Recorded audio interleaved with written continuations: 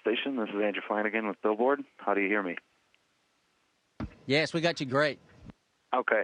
I'm very excited to be talking to you guys. My first question is, people talk about their desert island discs, but that's a concept that you actually had to face. Maybe vastness of space discs. What did you bring?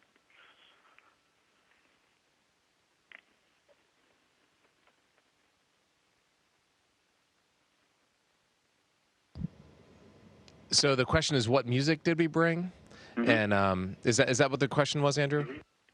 Okay, Yeah. I brought a lot of different kinds of music. I have a lot of contemporary Christian music, like Brandon Heath, Casting Crowns, that kind of music. I've got some pop and some dance music I use when I work out. I brought some country music.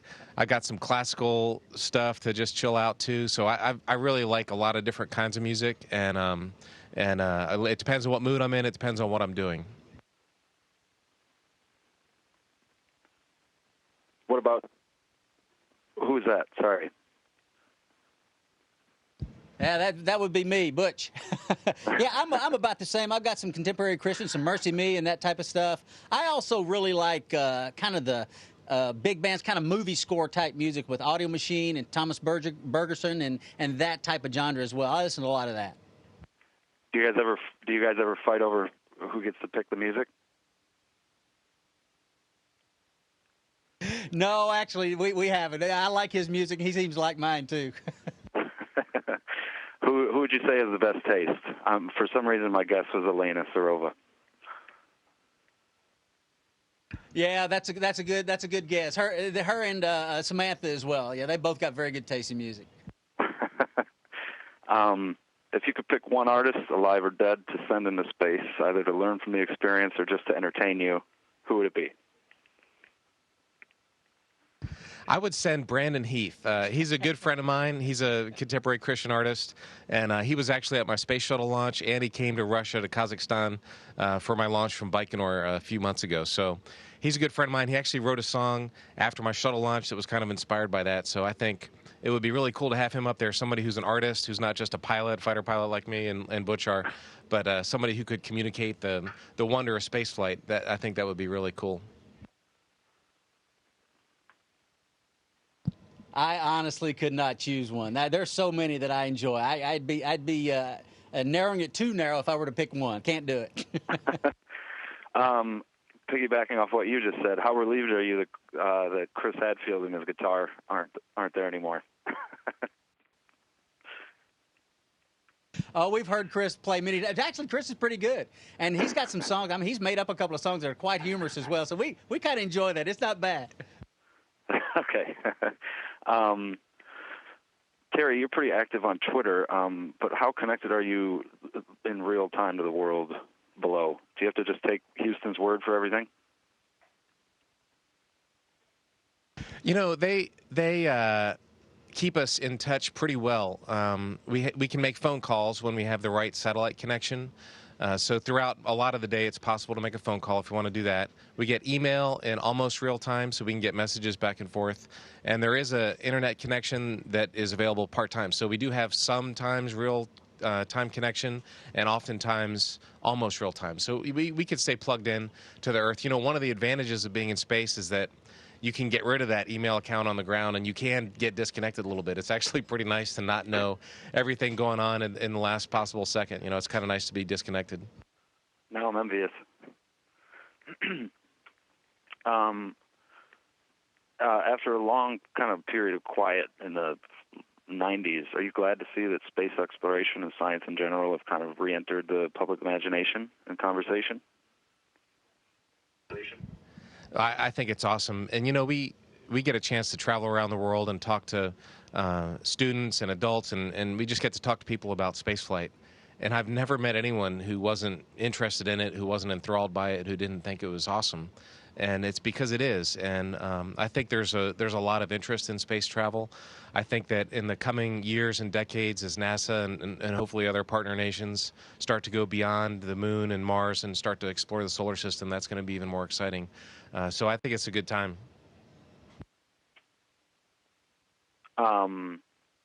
Is it hard to keep lying about aliens flying around the Earth all the time?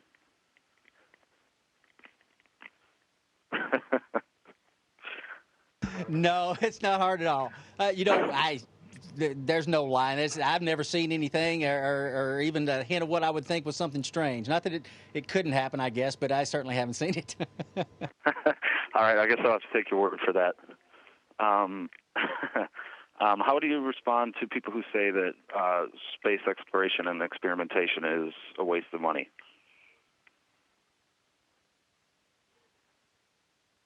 Well, I say, as an American, exploration and the drive to move west and expanding frontiers, that's just part of who we are as Americans.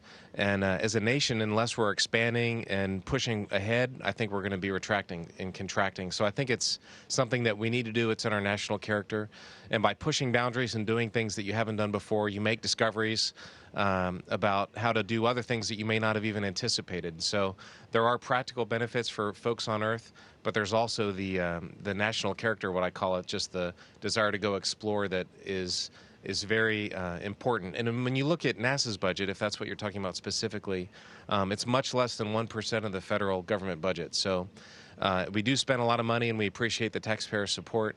But in the big picture of what we're spending, and when we spend that money, we don't launch it into space. We spend it on Earth, at home, on engineer jobs and so on. So the amount of money and resources that we put into space exploration, I think, is well spent, and the returns are pretty good.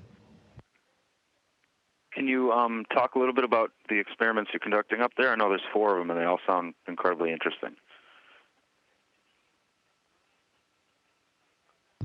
One of the really cool things about being here on the space station is we get to do a lot of different varied experiments. We have an astronomy experiment that's looking for dark matter and antiparticles.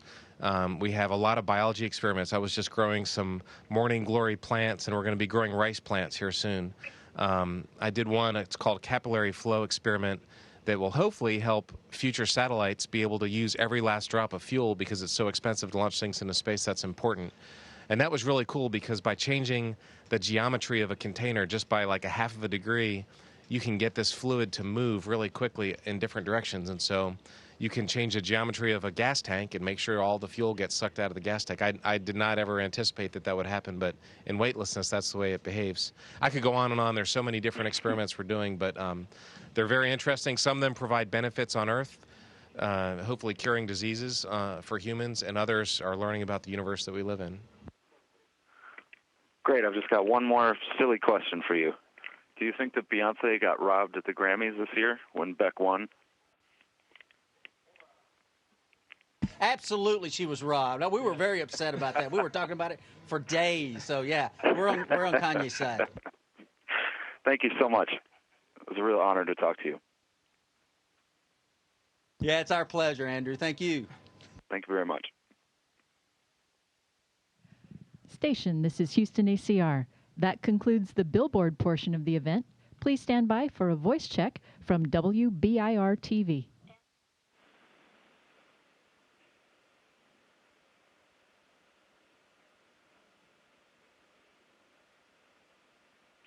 This is Beth from WBIR TV. Can you hear me? Beth, we have you loud and clear. Welcome to the International Space Station. Well, greetings from Knoxville, Tennessee. How are you? We're doing great. It's great to be talking to God's country. I hear you. I'm a little disappointed you didn't mention Rocky Top to Billboard Music, and I don't see any orange. Yeah, I've only had a few opportunities to get some of my clothes back, and all my orange went back on this last SpaceX last week. My apologies. I understand NASA's had to make some special accommodations given that you're a UT fan. They have, actually. Yeah, they provided the SEC network and other opportunities to watch as much of the college football and University of Tennessee as I wanted. So it was fantastic. It was a great season to be up here and be able to watch all of that. Flight Engineer Virts, are you sick of hearing about Tennessee? Yes.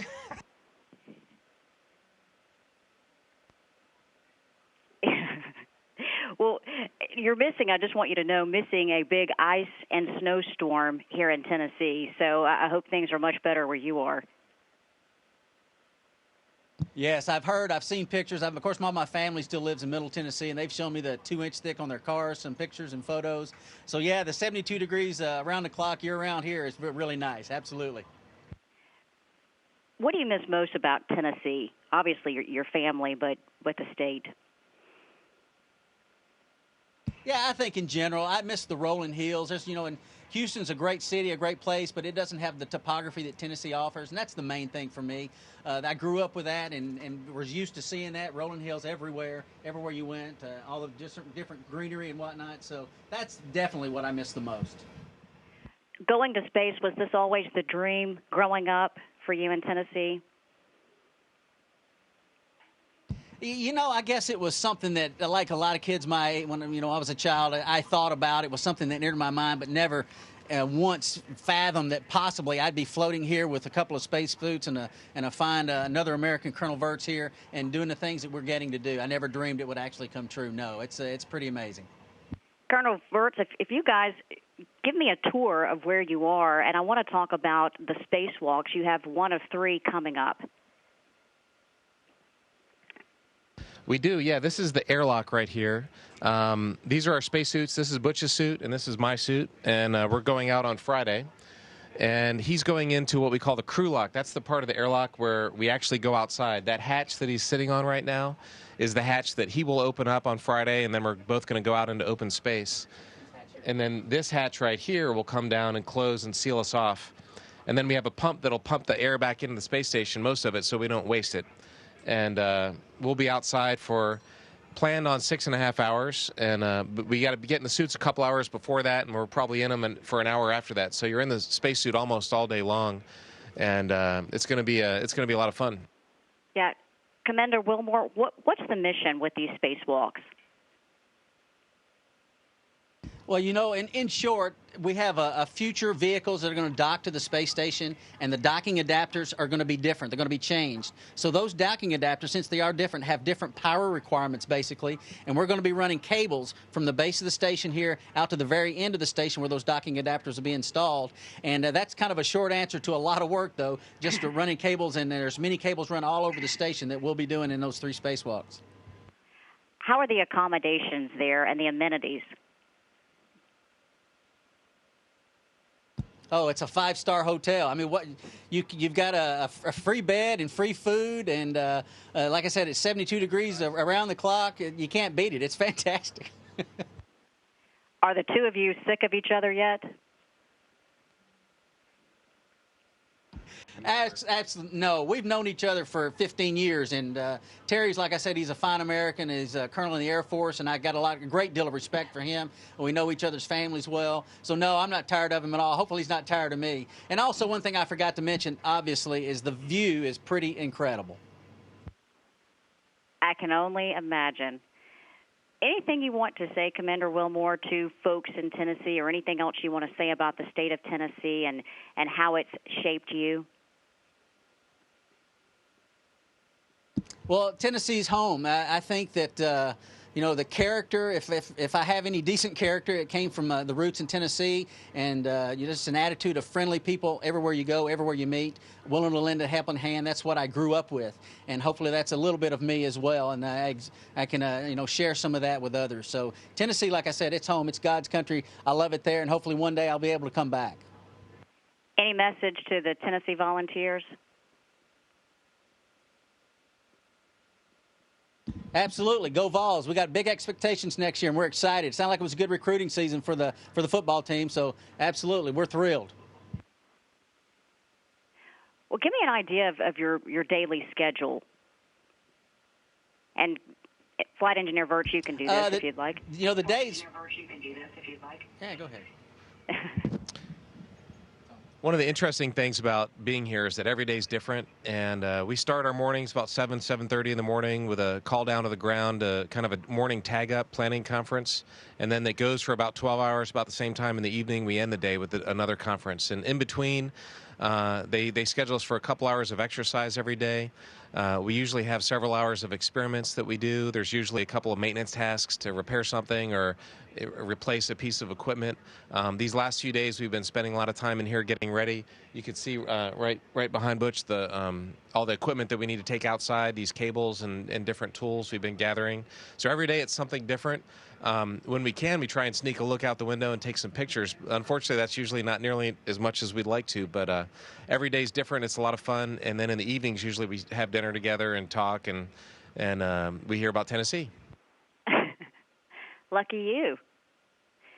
Commander Wilmore, when you return to Earth... I am lucky, and I just want to say, I'll just say real quick, I love Tennessee. I've been there many times. I got good friends there, and I really enjoy visiting. It's a beautiful state. That's great to hear.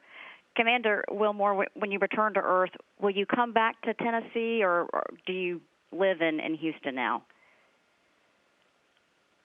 Oh, I do live in Houston. All the astronauts live and train out of Houston. That's true. But all my family's there. My parents, they're in Mount Juliet. My wife's mother and family, they all live up in Oneida, Tennessee, north of Knoxville, north of you. They'll probably be watching this. So we'll be in Tennessee often, and probably not long after I return. Yes, we talked with some of your family from Oneida. Outstanding. Yeah, that's like I said, that's my wife's family. Great individuals there, and great support as well. Well, you guys have a safe trip home. Hopefully we can talk to you when you return to Earth. That'd be great. Yeah, we'll try to stop on by, and thank you very much. All right. Any last messages to Tennessee? Sure. Let's say go Vols. No Rocky Top? You can't sing Rocky Top? I can say Rocky Top, but you don't want to hear me sing it. I'll take your word for it. Well, a pleasure to talk to you both. Appreciate what you're doing, and thanks for giving us some time today. Absolutely, Beth. Thank you very much, and all your listeners and watchers. Thank you. Have a great day. All right. Take care. Station, this is Houston ACR. Thank you. That concludes our event. Thank you, Billboard and WBIR TV station. We are now resuming operational audio communications.